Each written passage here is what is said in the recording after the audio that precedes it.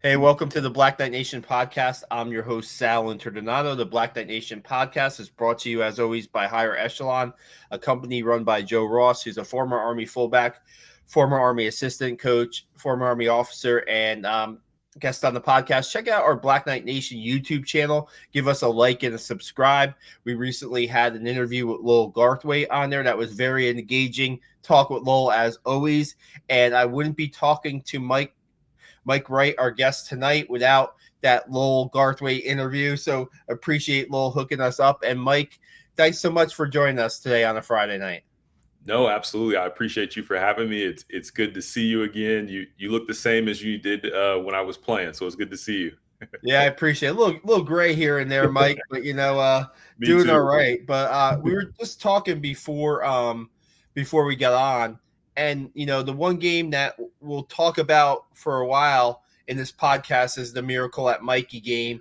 It's a game that I'll always remember. That was my first year on the beat, 2007 for Army. Stan Brock's the coach in his first year. That's your junior year, right? That was my junior year. Yes. Yeah. I remember those years based on who was in the receiver room still. So yeah, Jeremy Trimble, Elliot Emmerich, that crew, Corey Anderson. Yeah. So that was my junior year. Yeah. Maybe talk to us. Usually at the beginning of these podcasts, we talk about the journey to West Point, the recruiting story, and maybe you can give us a little insight about what your recruiting was like going to West Point. Now, your high school days were in Iowa or no? Yeah. No, I'm originally born and raised in Iowa. I feel like anytime you say anything Iowa, people are like, well, where's that at? Especially folks on the East Coast. And now I'm out here in Portland, Oregon. So on the West Coast, they do the same. But Caitlin Clark, I guess, has put us back on the map again as being kind of one of the hometown heroes. But yeah, originally from Des Moines, Iowa. I played football, ran track, did basketball, all those things in sports in my high school days. And it was funny. I was actually just thinking about this, and I've had this conversation with my folks a few times, but it was actually Coach Adam Waugh who reached out on the phone. And I remember the phone had a cord on it, and I was sitting next to my mom, and I said, yes, who is this? They said, man, we talked to Mike Wright. And I said, yes, this is me. And they said, hey, we're with Army. We'd love to talk about you in football and recruiting. And I just said, no, thank you.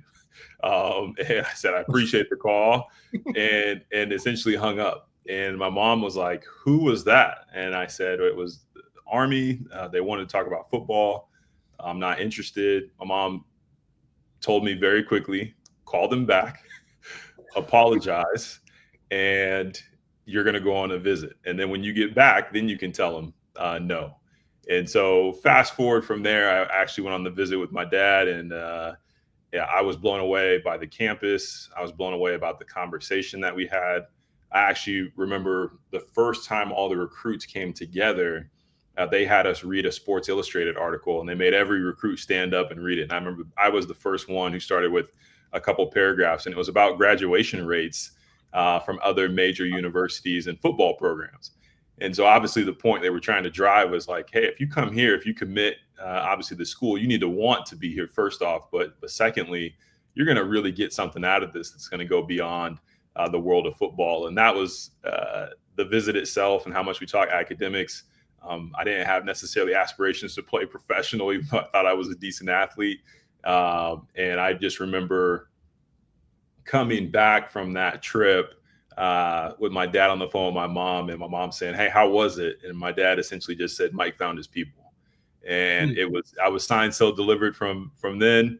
And I knew that's where I wanted to go after the trip. I didn't commit on the visit, but I knew that's where I wanted to go, but wanted to come home and get some little bit of time to think about it. So yeah. What other schools calling you? What other schools were interested? Did you have any other offers or interest, or? It was pretty much Division I AA, Division II programs in the Midwest. And interesting enough, like, I'm from Des Moines, Iowa. I'm 30 minutes away from Iowa State, probably about an hour and a half away from University of Iowa. And both of those programs actually do a really good job of recruiting. I didn't get an offer from either one of the programs, but I love going to their camps as a kid. And that's where I really started kind of to make a name and make the connections with some of the other programs in the Midwest. But one of the interesting things was I was at a school and the receiver coach was asking me, this is a school I was going to get an offer from. And the receiver coach asked, what other schools are you looking at? And I had just gotten back from my visit at West Point. And so I told him West Point. And so I was with both my parents, and he kind of pulled us to the side on this tour. And he essentially said, I had an opportunity to go to West Point and I didn't go. But he went and he played football at Virginia Tech. So he obviously was a really good football player. And I don't know how old he was, but he said, I regret that I didn't go to West Point for all the things that the school represents, for all the things that I would have gotten out of it. He had a really good career at Virginia Tech, but there were things like that in my recruiting journey that wasn't even West Point speaking to me. It was people in my community. It was people at other football programs that were recruiting me that really let me know this place is something special. And looking back, I wouldn't have changed the thing. Yeah, you hear that a lot with the connections about you're not the first person I've heard that from. You're not the first person that's bumped into somebody that wished they would have went to West Point and didn't. And how do you think they found you? Like, how did you send tapes to them? How do you think they look? How do you think Adam Wall found the coaching staff found you? Yeah, no, I've got to give a ton of thanks to my high school coach. I played a ton of sports in high school, but my coach, Brian Tate, he was great. And he's the one that sent my tape to West Point without me even knowing about it. And when they came back with the opportunity to take a visit and then some of the interest from a recruiting standpoint, I think towards the end of my junior year, it wouldn't have happened without that connection through him. And then I'm forgetting what the Wall brothers connection to Iowa is, but they both have some Iowa ties as well. So I think they might have got a chance to see some family when they came out on the recruiting trips. And but I have to give thanks to Coach Brian Tate, my high school coach. He really helped me and kind of let me know there was a path, one, to football at a high level, but then also a career in the military and things in that order. And I wouldn't have got that discovery without him sitting that tape. No doubt. Were you an Army prep? Did you go direct, or were you an Army prep guy? I'm USMAP's prep school all day, and it's funny that you asked that too, because on my recruiting trip, we were in Thayer Hotel. I think we're having breakfast one morning. They probably changed the agenda a little bit. We were having breakfast in Thayer, and Coach Dan Baranek kind of comes out of nowhere when all the coaches showed up, and he walks over to me and shakes my hand and says, "Hey, Michael, nice to meet you."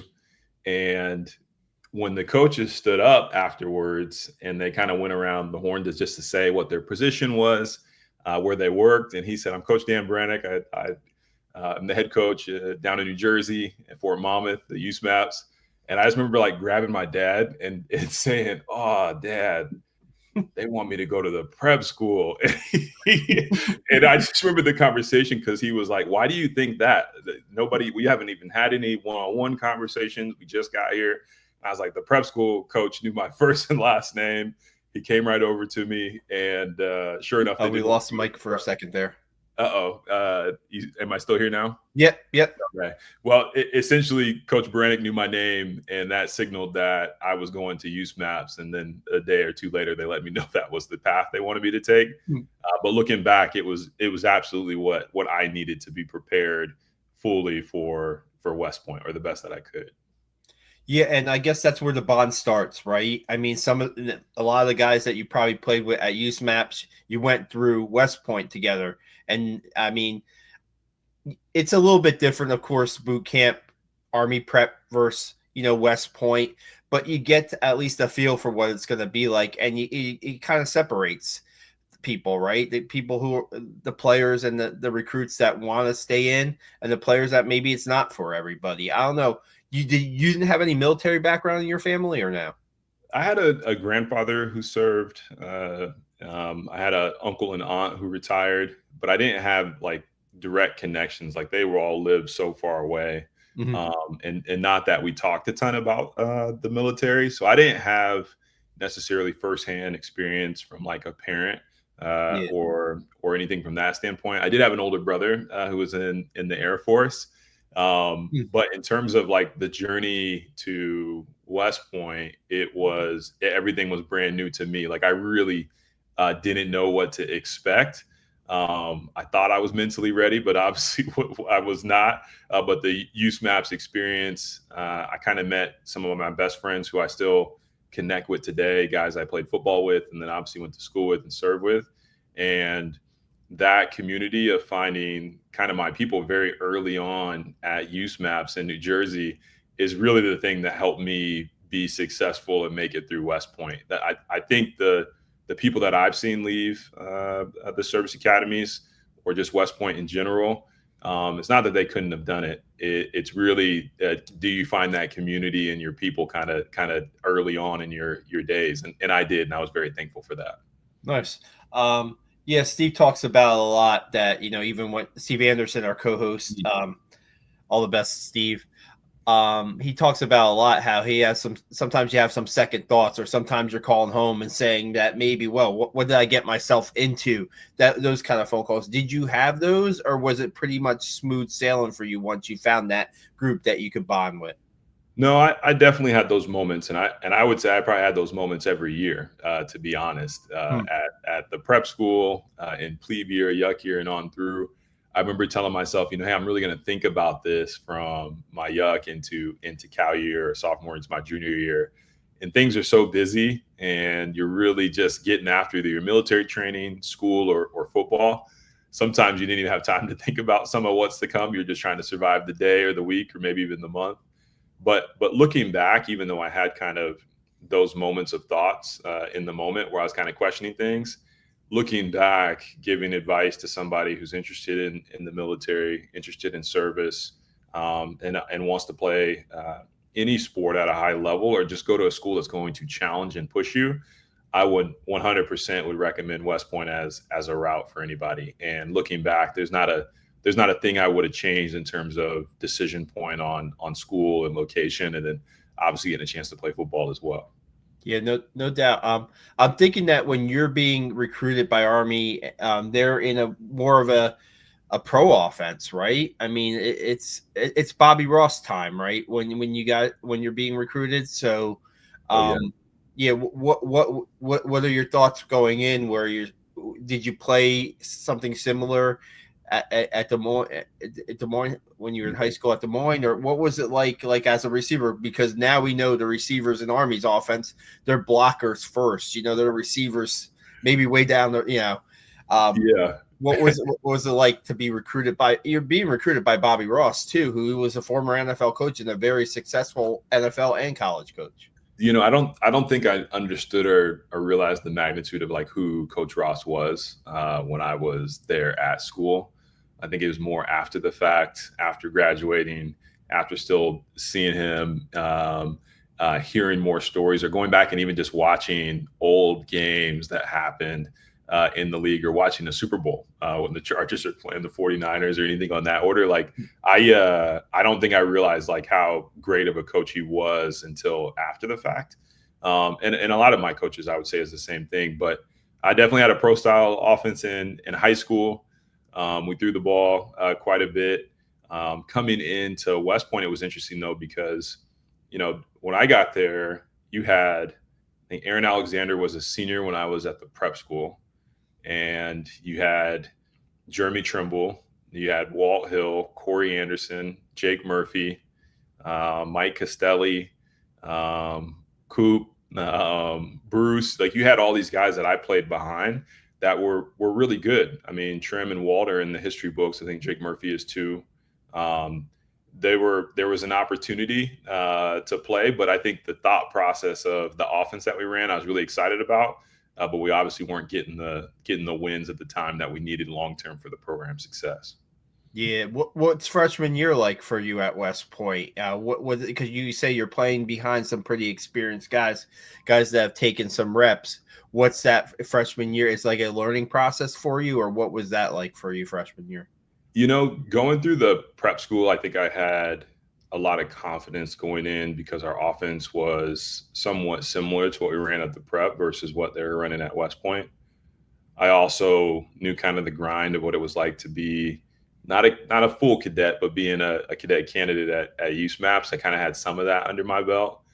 But then from the football program side, I just realized like how much harder I had to work and how much harder in terms of the connections I needed to make. One with timing with your quarterback, one the work you need to put in after practice, and then still trying to juggle being a student athlete was pretty rigorous and it was tough. And I wasn't necessarily the quickest study on the academic side. I could get the work done, but I could definitely retain. But I wasn't one of those people who read something for the first time and retained it. So trying to juggle all that was quite a bit. But what I do remember from my time, especially as a freshman, was I had a ton of people who looked out for me, whether it was on the football field, whether it was to and from class, or just like grounding yourself and like thinking about the long game of one, getting the chance to serve in the military and then potentially what life will be like after that. I had a lot of people who looked out for me, but definitely I was looking forward to the opportunity to one, try to see the field, but that wasn't in my deck of cards my freshman year. Yeah, I think that when recruits look at West Point, right, they sometimes they don't know what it's like. Like maybe like you didn't know a lot about it before you took the visit, and like the visit will open up their eyes, especially the facilities that are there at West Point, right? The weight room, the Foley Athletic Center, all the nutrition that they offer now, the athletes now. But I think that when you get down to it, the support that you have once you get there is underrated, right? Because you have support within the core, you have support within the team, you have support within the faculty at West Point. They want to see you succeed, right? I mean, they want you to have some success, not just on the field, but also in the classroom. So I think that is underrated. And I know Steve always mentions Colonel Gene Polka as a role model, and those guys that are the officer representatives are big, right? The admissions guys are big. Like Zach Peterson is an admissions guy right now at West Point, and that's key to have like a former football player, like just knowing that you have that guy behind you, right? That you're not alone, basically, right? Is that kind of how it worked for you? No, absolutely. And I think, you need a community wherever you go. You definitely need one at West Point, and I found that. I think I was somebody who was coachable, or at least I thought I was coachable in a lot of different ways, not just even on in the football field. And I think for me, whether it was the instructors, my classmates, teammates, anybody who was in the West Point community, they did want to see you succeed. I mean, you're taking such a big leap of faith into what your life is going to be like next, and getting the opportunity to represent the school is such a big deal. And the cool part about it is most of the people that you're working with, talking to, have been in your shoes before. So it's not like you're getting advice from somebody who doesn't understand the grind that you're going through. They understand it really well. And then, we joke, obviously, as time goes on, that school, at least from the grueling side of how upperclassmen can be, gets easier every year. I think the academics are probably still really tough, but we joke about that. But I had a lot of support, and I was super appreciative of like the people who came before me, and then again, just the folks who took me underneath their wing. Yeah, I was thinking about like doing the homework on the 2007 team. Got to jog my memory banks a little bit. But just, each year the senior class has so many just guys that have probably got on to bigger and better things in the Army. I look at you, just your junior year, the guys that were on the field, like the Vitis of the world, Mike Viti, Pat Mealy, guys like that, Trimble. I mean, the talent that was on these teams, I mean, not just, yes, on the football field, but also in the leadership space too. I look at like that. I don't know, did things kind of move in obviously they probably had it in the right direction your sophomore year, and things kind of like maybe getting a little bit more time on the field and getting starting to move up that depth chart, so to speak? Or I think for my time looking back, I think it was really sophomore year when I probably got a little bit closer to being into the rotation. But it really was junior year where I started to see more consistent playing time. And then again, like playing with Jeremy Trimble, Corey Anderson. I'm trying to think who some of the other seniors were when I was a junior now. but like Elliot Emmerich and like some of those groups, it was competitive. And I think outside of like Trim, who was Mr. Consistent, and definitely represented for us at week in and week out, it was almost like anybody's a game in terms of practice and how well you perform. So like those 3-4 days in practice were vital. And to be honest, even if you didn't get the playing time you thought you deserved, if you really went back and looked throughout the week, it was very clear who was going to actually be on the field versus who was not. But I definitely started seeing more playing time into my junior and then senior year. And then in senior year, I was fortunate enough to be captain of the team with Plum and Scapitici, and then Mooney as well. So it was pretty cool, like full circle experience to not see in the field really at all freshman year to senior year, getting a chance to represent in a leadership role. No doubt. Well, we let's just talk about it. The miracle at Mikey, a game that a lot of Army fans will remember. I posted like a little bit of a promo tease on the social medias, and people were saying I was at that game. I was in the stands. How exciting that game was! I was in the press box in that game. Again, my first year on the beat, and I'm thinking I'm right, and I already got my lead going. I'm already going that, hey, Army's going to lose a tough one to Matt Forte and Tulane. And all of a sudden, Kevin Dunn arrives on the field and some magic starts to happen, Mike, right? What do you remember the most about how things started to go in the right direction on that final drive? Because, not often are you going to have a final play of a regulation game that's going to extend the game the way you guys did it. I can't recall too much in my time covering Army that's happened often. So, you know what? It was interesting because I think, you hear game plan going into a game, and obviously being an offensive player, you rep certain plays based on what you think the defense is going to give you in those games, based on them playing similar style teams. You break down film, you do all this work. And then you get out there, and sometimes it's like that plan sticks, and sometimes it does not. And on the defensive side, obviously I wasn't a defensive player, but you did keep on hearing the name Matt Forte, and I think he had a hell of a game that night as well.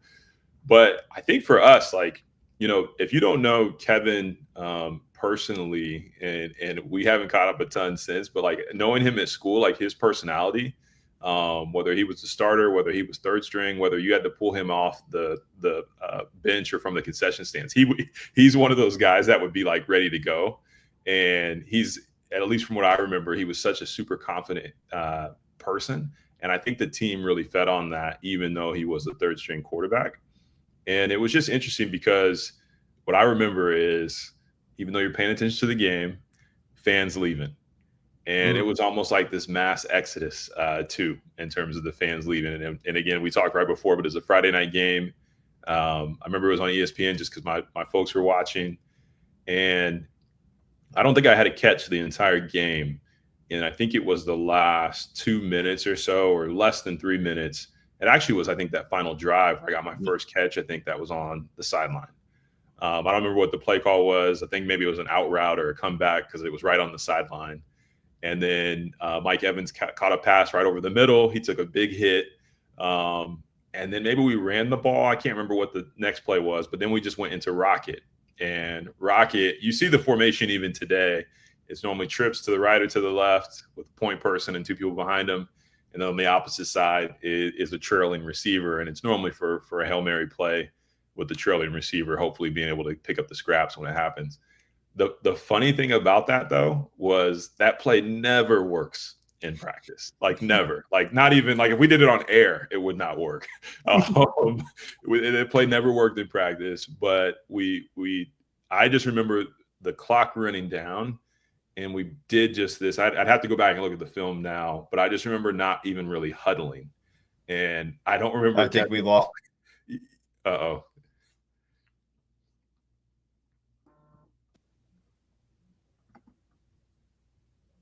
We got the best part here. Mike, are you there? Yep, I'm here. Okay. The funny part was I don't even remember Kevin really calling the play. Like, he didn't call the protection. He just said Rocket, and everybody knew what to do. And I'd have to go back and look at the film to see if we even huddled right before that. But everybody knew what their positions were, where to go.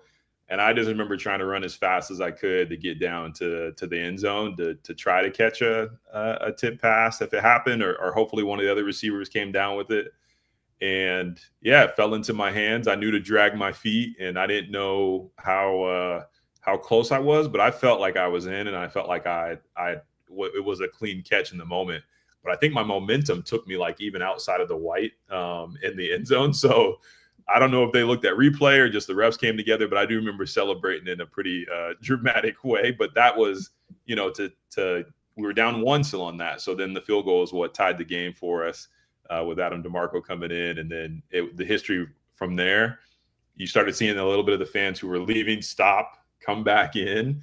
And we had just won the momentum. Like I think the momentum was out of Tulane's side, because I think even their locker room was right behind their bench, and some of their players were walking into the bench when you go back, or into their locker room when you look at the film. So I think mentally we had won in that moment, even though we had to go into overtime. And then obviously in the fashion that the game ended, us getting the W. I think that season we really needed a win, and it was cool to do that against Tulane. Also to be on Friday night, and then just something for the core cadets. Like, it was really cool, just the celebration that happened afterwards. And then in my head, I still have the iconic shot of Kevin getting carried off, carried off the field too. So what a surreal and cool moment. Did you have, like, in practice, did you have good connection with Kevin in practice, or was it just happens in the game? I mean, is he something that you worked with a lot in practice, or? Like I said, Kevin was one of those people who I think he just was ready, and he had just confidence. I also remember him being one of the harder throwers on the team. Like, he had a rocket for an arm. And so I can't remember what else was going on that week, if we got a ton of reps, but definitely after that we did. But there was just something about it. He was ready. And I think he was 3 for 3 on passing when he came into the game towards the end. And I think we never looked back. But, if there was anything that I feel like that was a lesson for me that I kind of carry from that game specifically, it's like, it's do your job. It's stay in tune to what's happening. It's like, never give up. And because all those elements of it, of really just thinking about the next play and the thing that's in front of me right now, was really what helped me, like, sprint to the end zone. Like, if I would have been thinking about the entirety of the game, only having one catch that happened just a few seconds before that one, I probably wouldn't have been as motivated to run down. And I think that served me really well in life as well, now in corporate America and all that good stuff. So yeah. Yeah, that's awesome. That's your only touchdown catch of your career? Yeah, I had one other opportunity where I was reaching out for the end zone against, I think, Rice, and I took a big hit, and I dropped it. And so that would have been my second opportunity. But yeah, that was it in that game. Do you know what? This is a crazy question, but you know what happened to the football? That the actual football that you caught? Did it go back into the huddle? I don't know if you can see it. I've got it back here somewhere, or I got one of them. It's kind of right next to my tar bucket hat here from parades. The football's there, so I've got the Coach Brock got them sealed. It says "Pride, Poise, Team," which was our motto during the time frame, the score of the game. And then I think he presented those to me, Kevin, and maybe the offensive line got game balls too in that game. So yeah, so that's one of them that was on the field. I don't know if that's the exact one that I caught, but yeah. Very cool. Very cool. I look at like you're saying, like, with the lessons that you learn, never to give up, and especially in a game like that. And I just look at, I don't know, this is just me talking. This is the reporter in me. I've covered a handful of Army and Tulane games, and it seems like the games that I've been at, Army's had Tulane's number for some reason. They've been at Mikey Stadium. You look at the American Championship game, like in December, right?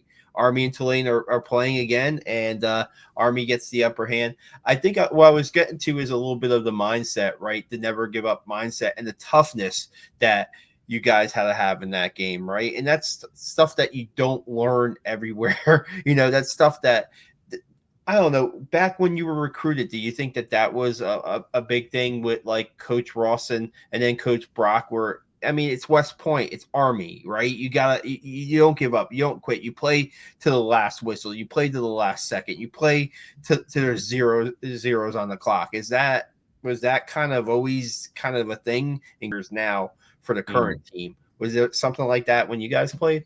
You know what? Yeah, absolutely. And I think, looking back at who our coaching staff was, and maybe I'll just focus on the head coaches, but if you were to think about, Coach Ross and all the talent he's seen at the college and the NFL level, I watched Lowell's interview and him talking about Coach Ross talking about Junior Seau.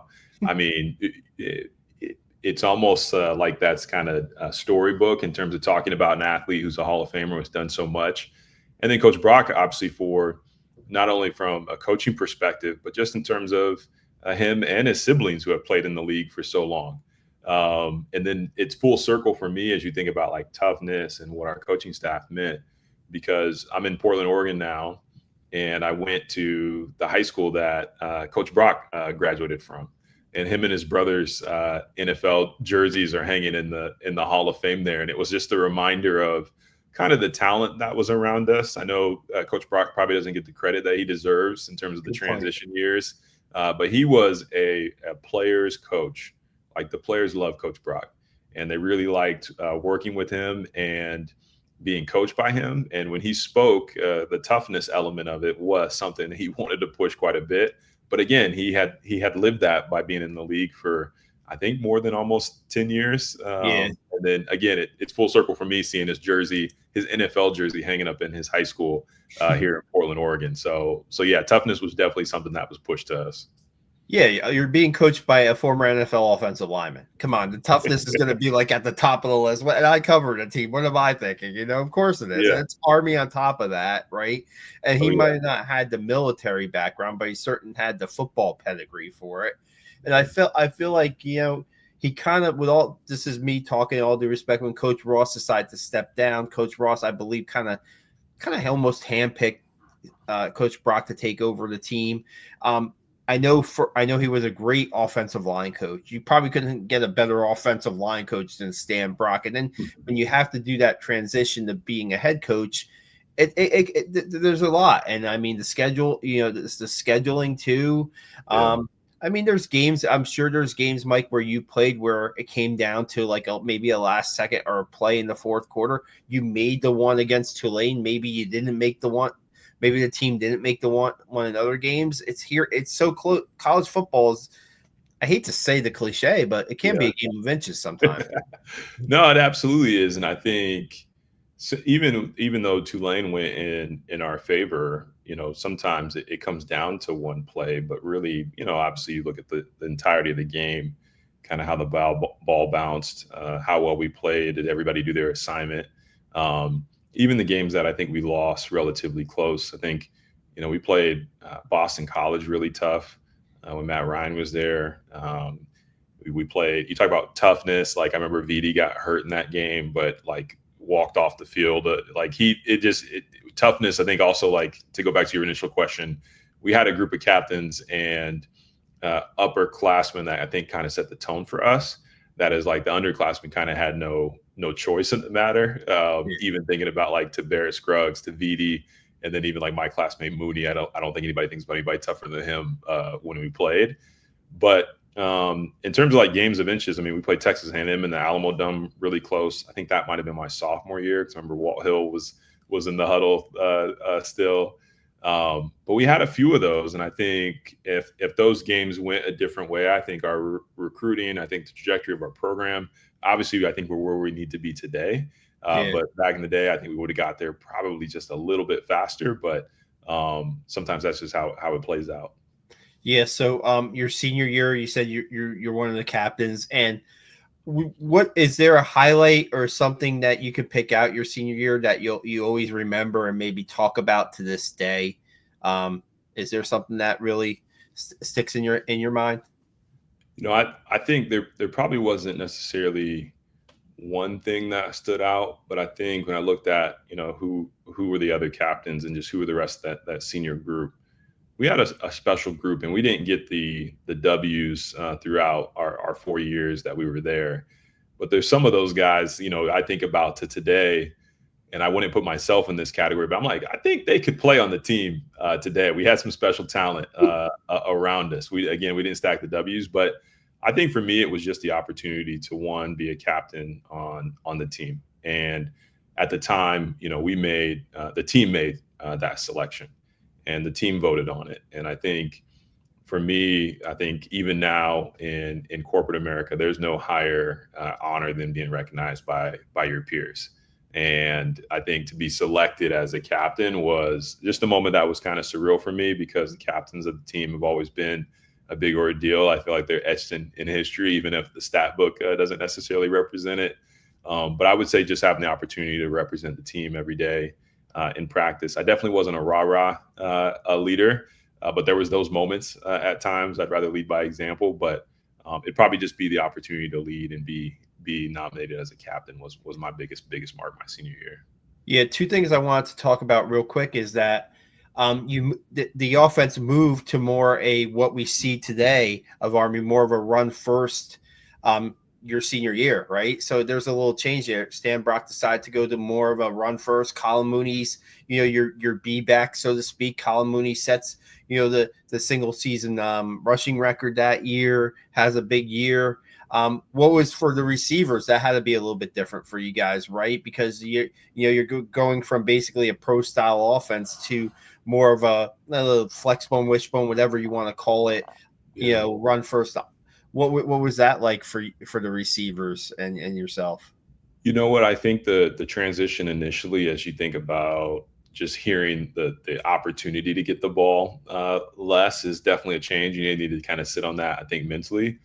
But I think at the end of the day, in terms of the outcome of the game and how many, I forget what our record was my senior year when we made that change versus the years previous. Mm-hmm. But it was the right thing to do. I think, one, for the talent on our team, the direction, and obviously the proof is there now for the team. But what it really meant was, I think for me, similar to the Tulane game, even though it was a pro style, I had 2 catches in a game, and they were important. And they were important catches that helped us get to, obviously, the outcome we wanted. That was ultimately a W. In the new offense, there still was the opportunity, especially for me, playing behind like Walt Hill, Jeremy Trimble, and some of these other people, to probably get the ball probably the same amount of time, even in this new offense. But it didn't mean, I cared for my teammates. And I think that's what, at the end of the day, kind of helped me to lock in, do my job. And then when my number is called, which it was still my senior year, let's make sure I'm prepared to do what I need to do, which is secure this catch. So it was a lot to think about, I think, initially. But at the end of the day, I think for us, we wanted to play football, and we wanted to represent the best way we could. Yeah, I was looking at that 2008 season real quick, and there was a close game at Texas A&M that you guys played. There was a touchdown game against Rice that you guys were in, So I don't know if the offense helped out, like staying out. Like you look at this now, Army's offense, where they stay on the field, time of possession is so important, and it kind of helped out the defense.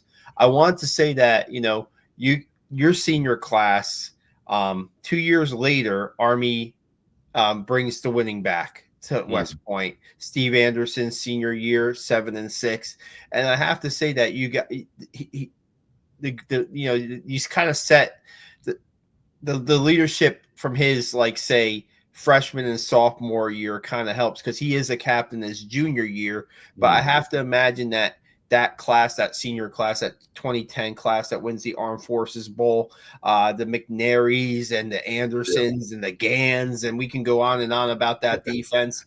They probably learned a lot from the older guys when they were younger. So, I mean, you guys deserve some. Yeah, you maybe not have won as much as you wanted to when you were there, but it must have felt good when you saw that progression come, not too later after you leave West Point, right? Well, absolutely. And I think because we know those guys, we saw them, and everybody's like what I'll just call like their vulnerable state, which is like plebe year, when everybody's shell shocked, and everybody is, no matter how talented you are your senior year.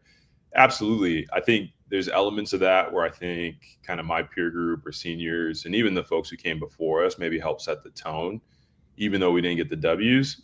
But that is, all those names you just mentioned are also some really talented players who could still, probably play on today's teams as well. So they earned it as well. But a lot of those guys too are Coach Brock's recruits.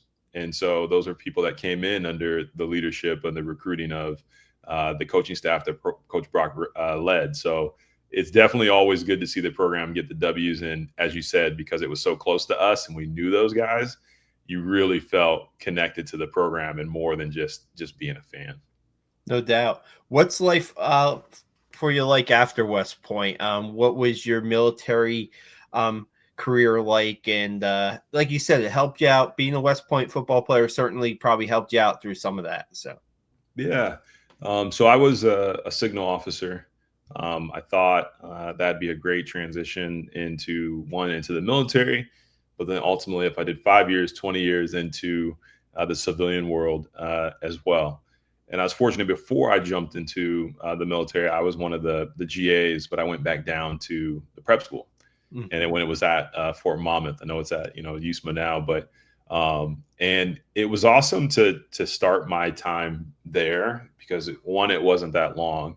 But two, when you talk about like the program, it was awesome to get tied back into the program. Like now I firsthand know these kids who are going to be in the program for the next 4 years.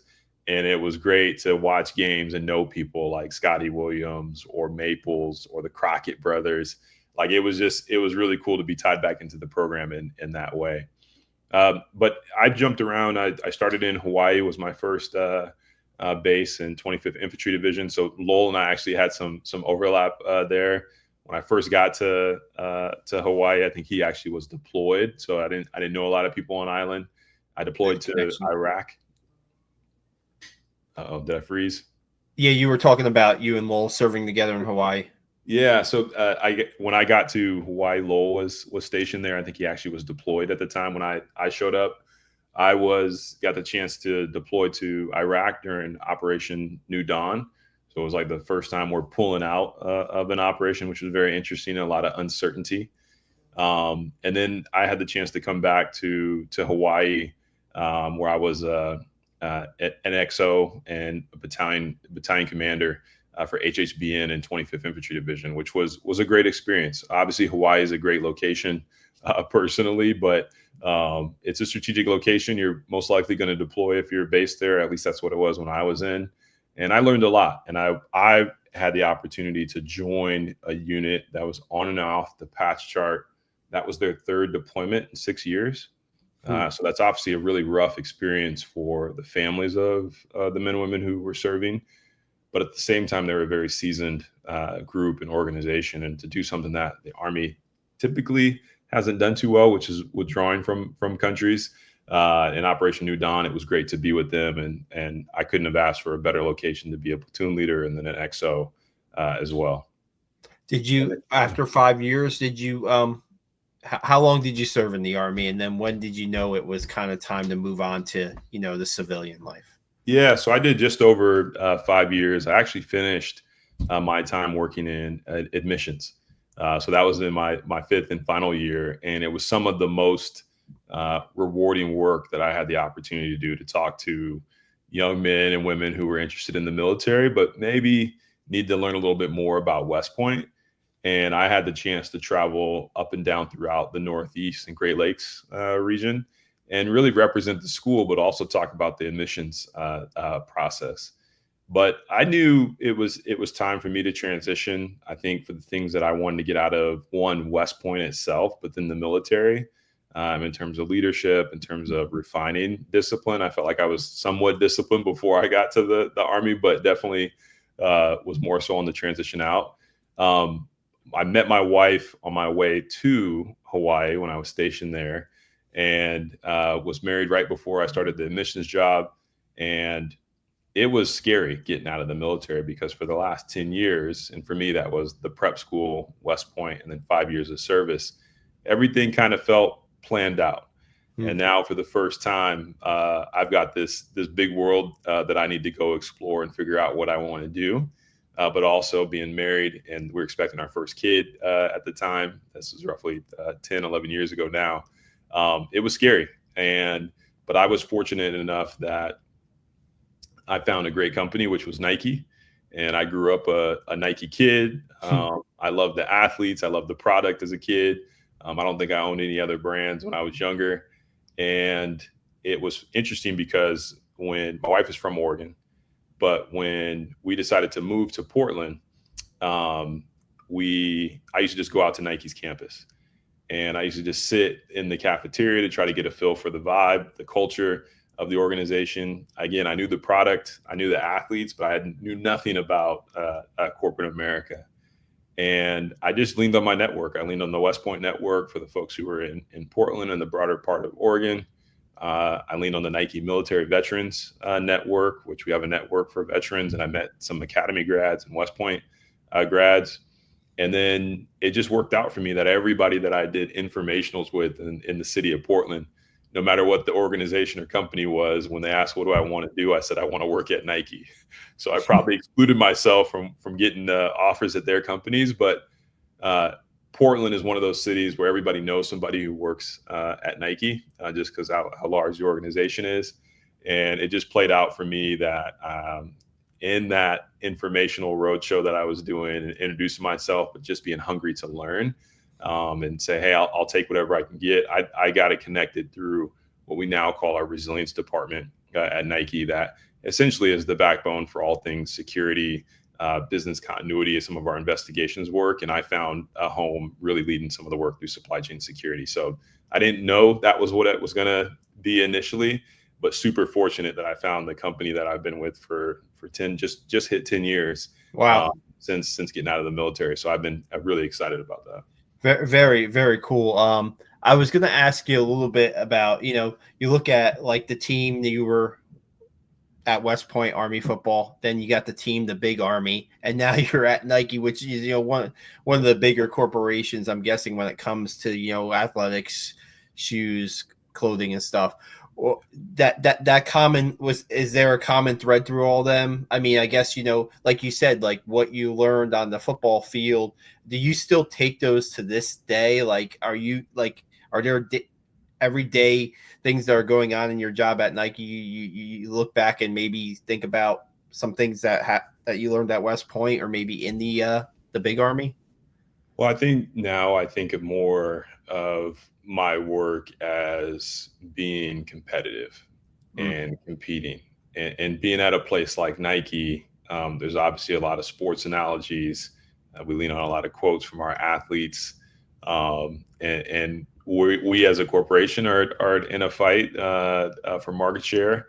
And I think the competitive nature of who I was as a kid, who I was when I played football at West Point, but then also just being a cadet. And when I say competitive, mainly as a cadet, it was with myself, with academics and military training and that. But I learned a lot just about team and really having the opportunity to just be coachable. And I think that's been something that's carried with me, where I seek out a lot of mentorship. There's a lot of people who they would say they know me, but they would never call themselves my mentor. I don't necessarily ask for it like in that perspective, but I ask for help and I know how to do that. And that's something that's carried with me, I think, since my West Point days to then now here in corporate America as well. Nice. When you see the Army Navy jerseys are big toward the end of the year when they reveal that stuff, you're in a different department where I don't know if you have any input, but do you get to see them before they even go to West Point? I mean, how excited do you get every year to see, like, you're working for Nike, they're developing these jerseys, and they have a historical, relevance, right? And it's based on a unit or, Yep. It's got to be that's. I don't know how connected you are with that. Yeah, it's interesting that you asked, because the designer who was leading a lot of the work with the connection to the history department at West Point, to the athletic department, to the coaching staff, and then obviously helping with any collection of like interviews that go out to people who are connected to whatever the unit is that they're going to represent. I had the chance to meet when I first got to West Point. And it's such a small world because everybody calls her Kalo. Her name's Christy. But it's such a small world because she was the designer for my senior year uniforms. So I don't remember if you remember the ACU print helmet, black uniform, ACU numbers and then all ACU pants. And I think we actually switched our uniforms from the warm up to when we went out on the field for Army Navy that year. And it's also a small world too, because Coach Brock had a sister who worked at Nike. And I remember her coming to help us unveil the jerseys that year in my senior year. And the material at the time, Coach Brock kept on calling Under Armour. And obviously that's a big competitors of ours. So I remember Coach Brock's sister giving him a hard time for that. But just to talk about the uniforms, so the designer, Christy, who was at my senior year game, I didn't realize until my friends, Arlans Jenkins, Marcus and Pierre, Carlos San Diego, Jamal Robinson, some of these guys, William Wedley came out to Portland, and then we did a tour, and I asked Kayla, could you just do a little behind the scenes? And she finally asked what year we graduated, and when we said 09, she was like, I was at your Army Navy game. And she literally pulls out this digital camera, and she has pictures of all of us. Wow. which was just a trip. So she's moved on to other aspects of work now outside of Nike. But we still have a big influence of the program and the team that helps connection with the history department and the jersey. So I'm not a part of that work by any means, but I try to stay a fan. Like, I've had times where I had the opportunity to see the jersey before it's released. And I just tell myself, I'm going to wait. I'm going to be a fan. I want to be shocked just like everybody else. And I want to go to the website and learn all the history and details, because I know people are going to ask me about it. So yeah. That's so cool, the connections, right? It seems like there's a lot of full circle stuff here where, when you were first, like, Coach Wild gives you a phone call, you're not sure what, Army's like, then you go and do some missions after during your to finish out your Army career, to let people know what West Point is like. And then you have the connections with Nike that you didn't know your senior year to when you start at Nike. Really cool stuff.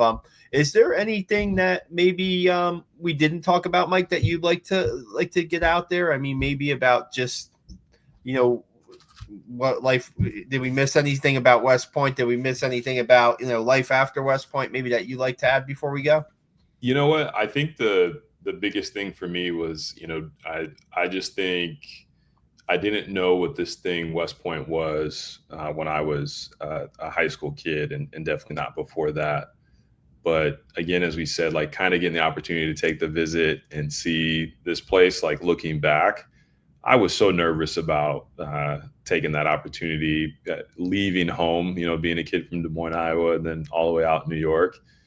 But looking back, I think, I've learned so much, and I would just encourage people, even if it's about service academy or any aspect of life, like trust yourself, trust your community and your network, and you'll get it ultimately to where you want to be. And that's been very true for me. And I couldn't be more thankful for the influences that I've had in my journey. So yeah, but I appreciate you and just the time to get the chance to connect. Yeah, no doubt. It's great to hear your stories about West Point, your stories about the Miracle at Mikey. Did you guys call it the Miracle at Mikey? What did you call it? What did you guys? I forgot to ask you that. Did you? No, it's funny. I think there's this YouTube video that it's called that. So I don't know whoever posted that initially called it that. But it probably was a few weeks after I think people started calling it Miracle at Mikey. And I don't think we dubbed it that, but I think whoever posted that YouTube video, I hear the music in the background playing. And I remember the final shot is General Caslin in the Corps Cadet celebrating. And it's kind of a prep video for us to get ready for Army Navy. So maybe it was around that time. I don't know the time frame from Tulane to when we played Navy, but yeah, I did not dub it Miracle at Mikey. I might have, Mike. I don't know. I might have back in the day. Who knows? That's why I keep on calling it now History Time. But it's good to hear about, like, the historic times. Yeah, the seasons were a little bit rough back in the day, but you'll always have that memory, and fans will always have that memory at Mikey Stadium. Look at the memories that this team created. The program created last year. We're winning the conference championship in the first year, and now the stadium's getting a little bit of a redesign. Redone. It's going to look a little bit. These stands are going to look a little bit more modern, and they're going to be more memories, right? They're going to be another kid from Iowa that maybe wasn't sure about West Point that now is going to play for Army and has a chance to create, his own memories. So it's just really cool catching up with you. So glad to hear about your success too. And thanks so much for joining us tonight. Really appreciate it. Sal, appreciate you, and thank you, and a big shout out to Lowell for hooking up the connection again. And if there's anything you ever need from me, please don't hesitate to reach out. Absolutely, guys. If you're watching this, check out our YouTube channel. We have interviews like this on there. According to Lowell Garthwaite, we're going to try to get more former player interviews on. Practice is right around the corner in late July. Another Army season is going to be here. We're going to have Seth Mendelson at the first practice. We're going to have a lot of videos. We're going to get players this season. I'm interested to see how the Black Knights do, Mike. You know, we got Bryson Daly's gone, but there's a lot of pieces that are still there. And I think if people are going to sleep on Army, that might be a mistake this year, because that defense is going to be pretty good and that offense is going to be pretty hungry. And we'll see what happens there. Can't wait for another season to start. But thanks for Mike Wright for joining us. We'll be back here soon, and have a great night, Black Knight Nation. Cool.